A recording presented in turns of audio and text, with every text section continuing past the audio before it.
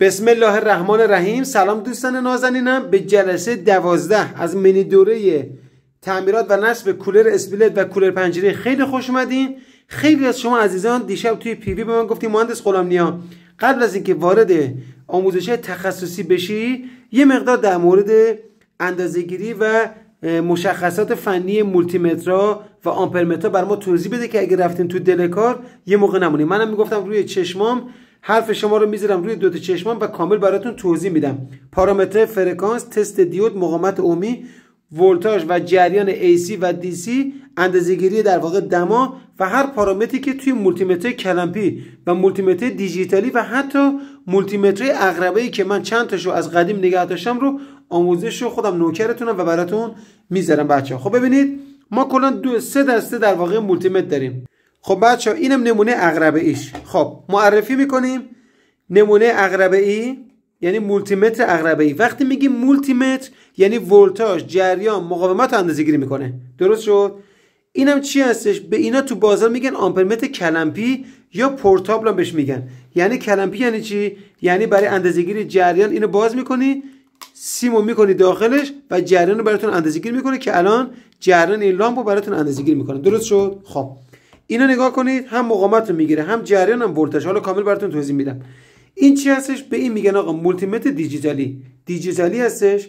اینم دیجیتالیه ولی فک داره که بهش میگن در واقع کلمپی. اینم آنالوگ هستش یا عقربه‌ای هم تو بازار بهش میگن. همه مولتیمترها یا آمپرمترها دو تا دونه پراب دارن. اینم دو تا پراب داره، دو تا پراب داره، اینم دو تا پراب داره که پراباشو با توجه به نیازتون که میخواین جریان یا ولتاژ و مقاومت میخواین اندازه‌گیری بکنید میتونید در بیارین و اینها رو جابجا کنید. مثلا میتونید توی این بزنید یا توی این بزنید. درست شد؟ این از این. حالا یه خبر خوب میخوام قبل از اینکه آموزش شروع بکنم بهتون بدم. خبر خوب این که تصمیم گرفتیم برای روز 4 بهمن ماه 55 نفر از شما عزیزان رو انتخاب بکنیم در دوره جامع تعمیرات و نصب کولر اسپلیت و کولر پنجره شما رو ثبت نام بکنیم. 55 نفر از اعضای کانال و 55 نفر از دوستانی که تو اینستاگرام همراه ما هستن که در مجموع بشه 110 نفر. حالا در روزهای آینده اطلاعات بیشتری بهتون میدیم. ما همین الان 1600 تا دانشجو در دوره کولرگازی و کولر پنجره‌مون داریم. سعی بکنید که حتما جز اولین نفراتی باشین که آموزش‌ها رو نگاه میکنید تا اطلاعات بیشتر رو بهتون بدیم. هر سوالی هم که داشتین توی پی وی از ادمین بپرسین تا بتونه کمکتون بکنه و راهنماییتون بکنه. خب بچه‌ها ما امشب چیکار میکنیم؟ امشب میریم سراغ در واقع آمپرمترهای کلمپی. اینو میذاریم کنار، این عقربه رو میذاریم کنار، میریم برای اندازه‌گیری جریان که امشب براتون توضیح بدم. اولین پارامتری که میخوام امشب بهتون یاد بدم. درست شد؟ خب میام چیکار میکنیم؟ این مولتیمتر یا آمپرمتر در واقع کلمپی میبینیم میچرخونیش. بچه‌ها نگاه کنید، گذاشتم روی جریان. یعنی فک رو وقتی در بیارم یه دونه از سیم‌های این لامپ رو بکنم داخل این، فرقم نمیکنه یا این سیاهه یا آبیه، جریانی که از این لامپ عبور میکنه رو این صفحه به من نشون میده. الان براتون انجام میدم. خب حالا نکته مهم اینه که این آمپرمتر زویی که خیلی با کیفیت هست هم جریان AC رو میتونی با فک اندازه‌گیری بکنی هم جریان DC رو. متوجه شدین؟ حالا بریم ما هم دیگه تست انجام بدیم. من یه دونه لامپ آورم میذارم بچه‌ها، میذارمش به برق. نگاه کنید، خوب دقت کنید.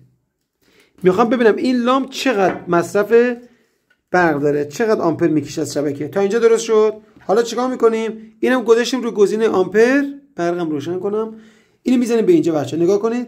اینو میذاریم.